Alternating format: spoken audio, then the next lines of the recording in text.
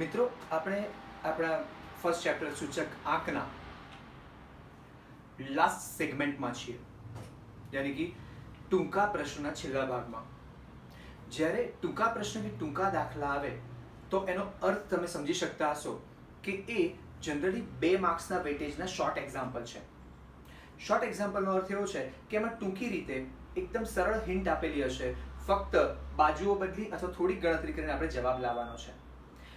એવી રીતે ઉદાહરણ નંબર 24 જે આપ્યું છે જેમાં ટૂંકા એક્ઝામ્પલ્સ છે. ધ્યાન રાખીએ, જેમ જેમ આપણે એક્ઝામ્પલ આગળ વધારતા જઈશું તેમ તેમ ઘણી વખત પેપર ફોર્મેટમાં ટૂંકા દાખલા જ આપણને સ્કોર કરવા વધારે કામ લાગતા જશે. કારણ કે મોટા એક્ઝામ્પલ્સમાં ક્યાંક એક નાનકડી ભૂલ પડતી જાય છે તો પછી બધા જ સ્ટેપ્સમાં એની ઇફેક્ટ દેખાય અને છેલ્લે જવાબ ખોટો આવે, માર્ક્સ થોડા વધારે કપાઈ જાય. જ્યારે ટૂંકા એક્ઝામ્પલમાં એવું છે કે જો તમે ધ્યાનથી એ ક્વેશ્ચન ગણો અને સમજી લીધો હોય તો એ શ્યોર તમારા માર્ક્સ સિક્યોર છે. રાઈટ? ધ્યાન આપશો. ઉદાહરણ 24 એ ટૂંકા એક્ઝામ્પલ્સમાંનો સૌથી પહેલો દાખલો જે આપ્યો છે એના પર ધ્યાન આપીએ. ટૂંકામાં પહેલો એક્ઝામ્પલ, વર્ષ 2014માં, ધ્યાનથી, કયા વર્ષમાં? 2014માં ઘઉંના ભાવ દર ક્વિન્ટલના 1 ક્વિન્ટલનો ભાવ 2014માં કેટલા રૂપિયા હતો? 1600. અને વર્ષ 2015 થયું એટલે કે નેક્સ્ટ યરમાં તેનો ભાવ દર ક્વિન્ટલમાં કેટલા રૂપિયા થઈ ગયો? 1800. સ્વાભાવિક વાત છે કે આ ક્વિન્ટલનો ભાવ છે, આ પણ ક્વિન્ટલનો ભાવ છે, એટલે એકમમાં કોઈ ચેન્જ કરવાની જરૂર નથી. સાથે 1600 રૂપિયા જૂનો ભાવ છે કારણ કે 2014નો, અને 1800 રૂપિયા કયા વર્ષનો છે? 2015નો. યાની જૂનો અને નવો બંને ભાવ મળી ગયા. 2014ના વર્ષના આધારે, એટલે 14ને આધાર બનાવો. સ્વાભાવિક છે, કંઈ જ ન જણાવે તો આપણે કોને આધાર બનાવવાના છીએ? જૂના વર્ષને.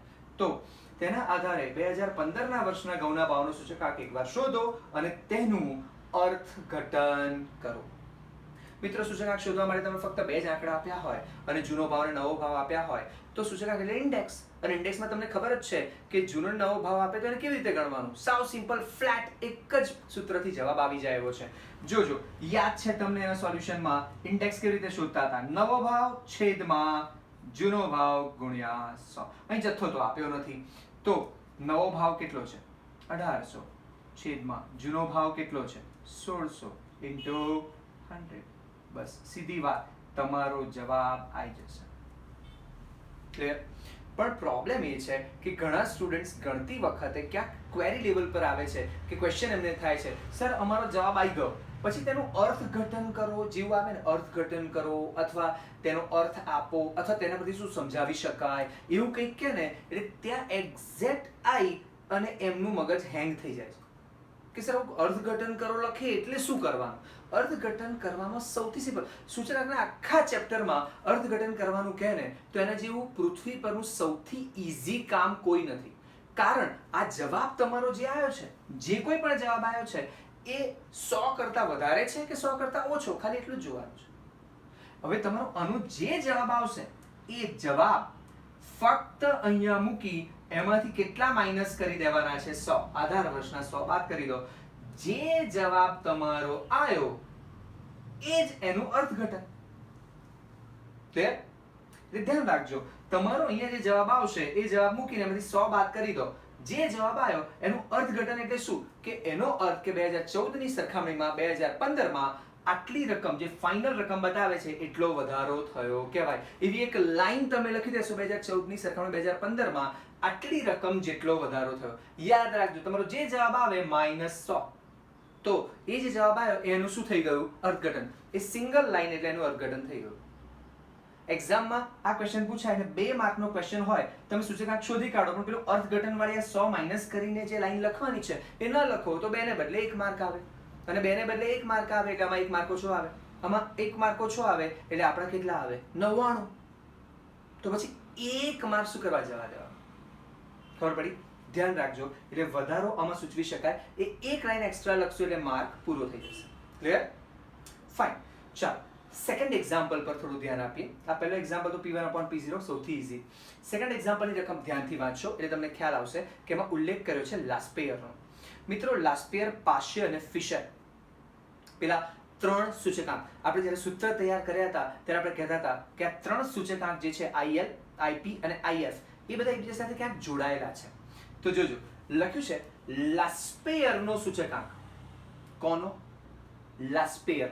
લાસ્પેયરનો સૂચકાંક એટલે કે યાદ કરો, કોણ? IL એ શું છે? ફિશરના સૂચક આંકનો 8/9 ગણો છે. 8/9 ગણો. કોના? ફિશરના સૂચકાંકની સરખામણીમાં. ભાઈ કોનો સૂચકાંક? લાસ્પેયરનો. કેવો છે? તો લાસ્પેયરનો સૂચકાંક એવો છે જે ફિશરના સૂચકાંકના, કોના? ફિશરના. લાસ્પેયરનો આંક એ ફિશરના સૂચકાંકનો કેટલા ગણો છે? નો 8/9 ગણો. ગણો એટલે ગુણો. આવું કીધું તું, યાદ છે? ઇઝીલી. તો ફિશર કરતા 8/9 ગણો છે. એટલે કે લાસ્પેયર અને ફિશર વચ્ચે આવો કોઈક સંબંધ છે. જો કરીને કોનો આંક આપી દીધો? જો ફિશરનો સૂચકાંક કેટલો તૈયાર આપ્યો હોય? 180 હોય તો ચાલો મને કહો, ક્યાં 180 લખીશું? તો કોનો આંક આપ્યો છે? ફિશરનો. જોજો, એટલે કે IL જે ખબર નથી, પણ ફિશરનો આંક કેટલો આપ્યો છે? 180. બોલો, આનો તો જવાબ આવી જાય ને સીધે સીધો. ક્લિયર? જોજો, આમાં તો સરળ ભાગાકાર પણ છે, આરામથી તમે અંશછેદ ઉડાડીને ગણી શકશો. ક્લિયર? જોજો, આનો જવાબ આવે છે 160. ક્લિયર થાય છે? ફાઇન. આગળ જેવો તમારો લાસ્પેયરનો જવાબ 160 આવી જાય, પણ જુઓ તો ખરા, એમણે તમને આટલું લાયા પછી પૂછ્યો છે કોનો આંક? લાસ્પેયર નથી પૂછ્યો. આવ્યા પછી જવાબ પૂછ્યો છે પાશેનો. હવે આપણે ખબર છે લાસ્પેયર, પાશે અને ફિશર એ ત્રણેયને જો કનેક્ટ કરીએ તો અત્યારે જો લાસ્પેયર અને ફિશર તો આવી ગયા, પણ પાશે બાકી રહી ગયું.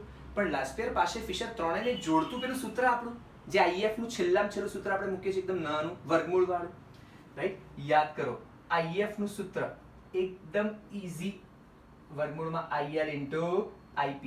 શું આપણને અત્યારે છેલ્લે શું શોધવાનું કીધું છે? પાશે. એટલે કે આ શોધવાનું છે, પણ શું આપણે આ બે રકમ છે? હા, ચેક કરો. IL તૈયાર, IF આપેલો છે 180. તો IL ને IF આપ્યો હોય તો ફક્ત શું શોધવાનું રહ્યું? IP. ક્લિયર? તો IF ની જગ્યાએ કેટલા મૂકશું?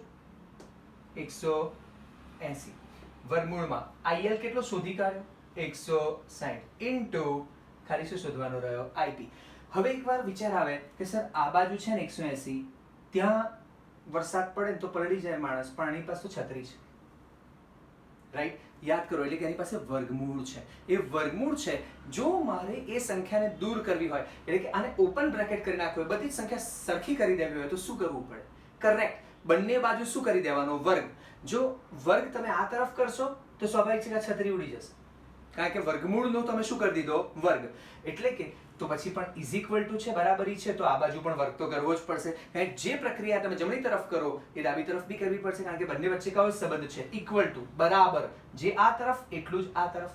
એટલે બંને તરફ વર્ગ લઈ લો ને તમે, જો બંને તરફ વર્ગ લેતા તો આનો વર્ગ કરી દો એટલે સ્વાભાવિક છે કે શું ઉડી જાય? આની છત્રી ઉડી જાય, એટલે વર્ગમૂળ નીકળી જાય. તો આ બાજુ પણ આનો શું કરવો પડે? વર્ગ.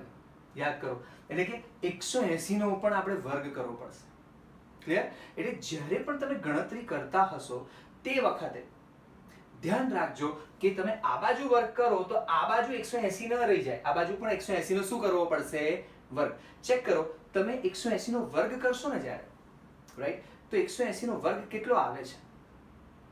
ચેક કરી જુઓ કેલ્ક્યુલેટર પર. ક્લિયર? એટલે કે 180 * 180. 180 નો વર્ગ એટલે ભૂલથી 180 × 2 ના કરી દેશો. આપણે કરી રહ્યા છે 180 * 180. રાઈટ? એટલે કે ઇનડાયરેક્ટલી આપણે આનો કરવાના છીએ વર્ગ. તો આનો જ્યારે વર્ગ કરીશું ત્યારે જે જવાબ આવશે એ અહીંયા મૂકી દેવાનો. સામે કોણ છે? 160 * IP. હવે કોઈને સવાલ આવશે, સર 180 નો વર્ગ જે આવશે અહીંયા મૂકી દો. રાઈટ? ચેક કરો જરા કેટલો આવે છે 180 નો વર્ગ? Right? You are right. Somewhere 18 નો જે વર્ગ આવે છે એવો જ 180 નો પણ વર્ગ થવાનો. ચેક કરજો. ફક્ત ફરક શેનો છે? ઝીરોઝ નો. એટલે તમે જે જવાબ અહીંયા મૂકશો 180 ના વર્ગનો, એ જવાબ જે આવશે એને તમે 160 વડે શું કરશો?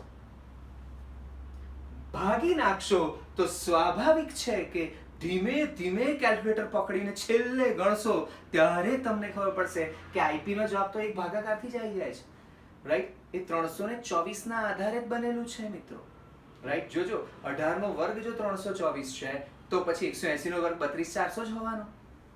ક્લિયર થાય છે, રાઈટ? એટલે હું જ્યારે વર્ગની વાત કરું છું તો એ વસ્તુ મગજમાં કાઉન્ટિંગ ને કેલ્ક્યુલેશન કરતા જાઓ, વિચારો, રાઈટ? જ્યારે કોઈ પણ ગણતરી કરીએ ત્યારે આપણે જ્યારે વર્ગ મૂકીએ તો 180 ઇન્ટુ 180 છે, ધ્યાન રાખજો. જે 324 મેં બેઝ કીધો એના પર, રાઈટ? અને ભાગ્યા શું કરવાનો છે પછી 160. પતી ગયું. 32461 વડે ભાગો એટલે આરામથી શું મળી જાય? આઈપી. અને આપણને એ જ પૂછ્યો છે. શું મિત્રો આ ભાગાકાર કરતા ફાવે બધાને? રાઈટ? ઈઝી છે, ક્લિયર? અને આ ક્વેશ્ચન પ્રમાણે જોવા જાવ તો આઈપી શોધવાનો એ ફક્ત સૂત્રને ગુણાકારથી ભાગાકારમાં ફેરવવાથી જ આવશે, રાઈટ? શું પહેલા બે એક્ઝામ્પલ્સ ક્લિયર થઈ ગયા? કરેક્ટ?